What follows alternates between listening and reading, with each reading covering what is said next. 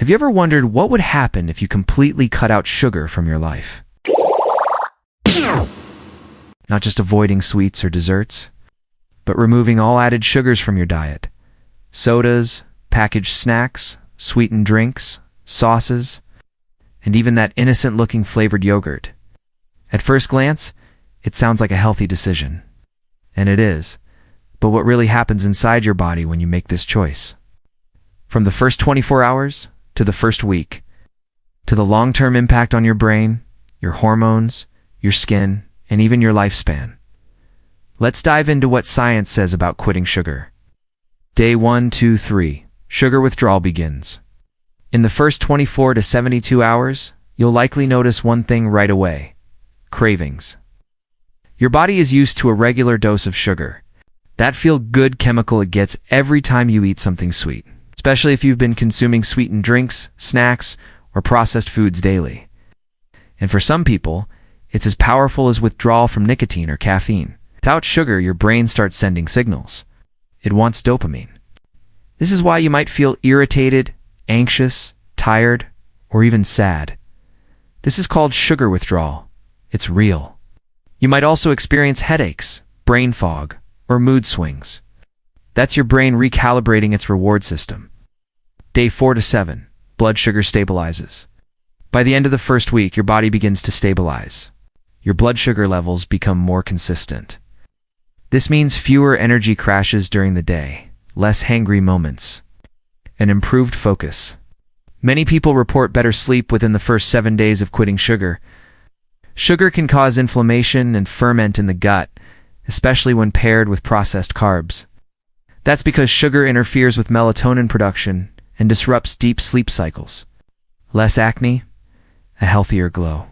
That's because high sugar intake is linked to increased sebum production and inflammation. You might also notice reduced bloating. Excess fat stored in the liver, often caused by too much fructose, starts to break down. Not because you're restarving yourself, but because your insulin is under control and your metabolism is improving. Week 2, energy returns, cravings drop. In the second week, things start to feel different. High sugar levels can suppress white blood cell activity for up to 5 hours after a sugary meal. Without that constant suppression, your body becomes better at fighting off infections. Leptin and ghrelin, the hormones responsible for hunger and satiety, become more effective. You feel full faster, and you're less likely to overeat. Less anxiety, less depression, more clarity. Your taste buds begin to reset. Natural foods start to taste sweeter. An apple might suddenly taste like candy. Your energy becomes more stable. You feel less sleepy after meals. And the strong cravings for sugar begin to fade. Your insulin levels start to normalize, reducing the likelihood of insulin resistance, a precursor to type 2 diabetes. Heart disease, type 2 diabetes, non-alcoholic fatty liver disease. So some studies even suggest links between high sugar consumption and cognitive decline or dementia. You may also start to see small changes in your skin. Week 3 to 4, real changes begin. By now, your body is adapting. Your liver starts functioning more efficiently. If you've been trying to lose weight, this is when results often appear.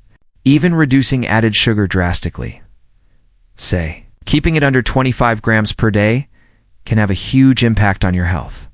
Your immune system also benefits. Month 2 and beyond. Brain and body rewired. The sugar in them is digested slowly, and dosing tea spike your blood sugar like refined sugar does.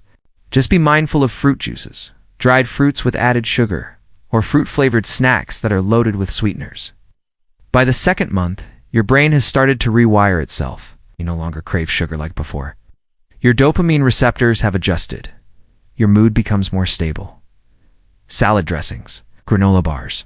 A product labeled fat-free might be packed with sugar to make it taste good. Protein shakes, yogurt, bread, even so-called healthy cereals. Your hormones start to balance. Look for ingredients like high fructose corn syrup, maltodextrin, cane juice, and anything ending in O's. Your risk of chronic diseases drops significantly. You may also notice fewer aches and pains. Chronic inflammation decreases. Joints feel better. Your overall energy level rises. What you gain by losing sugar? Let's summarize what you gain by losing sugar. Better skin, more stable energy, fewer mood swings, improved sleep, less inflammation. lower risk of obesity, diabetes, and heart disease, improved gut health than candy. Each step brings you closer to better energy, better mood, and better health than processed snacks. Stronger immune system, clearer thinking and memory, possible weight loss without counting calories. But here's the surprising part. You don't need to quit sugar forever to get benefits. But what about natural sugars? It's important to note. We're talking about added sugar here, not the natural sugar found in fruits, vegetables, or dairy. Whole fruits contain fiber, antioxidants, vitamins, and minerals. So no, you don't need to stop eating bananas or apples. Hidden sugars to watch out for. Sugar hides in places you might not expect. Ketchup. Always read the labels. Sometimes the healthiest choice isn't obvious. Final thoughts. It's not about perfection. Quitting sugar isn't about being perfect.